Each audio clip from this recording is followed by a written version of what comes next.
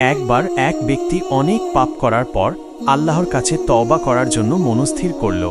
সে বহু বছর ধরে বিভিন্ন পাপ কাজে লিপ্ত ছিল এবং নিজের পাপের বোঝা নিয়ে লজ্জিত ও অনুতপ্ত ছিল।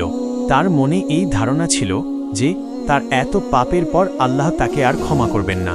এই ভয়ে সে কোনো মসজিদ বা ধর্মীয় স্থানে যাচ্ছিল না। একদিন সে মনের দুঃখে এক মরুভূমির পথ দিয়ে যাচ্ছিল। পথে সে একটি পিপাসার্ত কুকুর দেখতে পেল।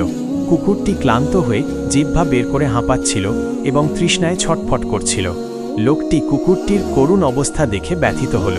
সে ভাবল, আমি এত পাপী, আমাকে হয়তো কেউ ভালোবাসবে না, কিন্তু এই প্রাণীটি নির্দোষ।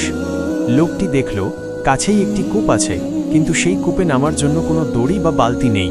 সে তার ভেতরের করুণা থেকে কুকুরটিকে সাহায্য করার সিদ্ধান্ত নিল। সে নিজের জুতা খুলে তাতে পানি ভরল এবং মুখে করে অনেক কষ্টে সেই পানি কূপ থেকে উঠিয়ে আনল। এরপর সে কুকুরটিকে পানি পান করাল। কুকুরটি তৃষ্ণা মিটিয়ে খুশি হল এবং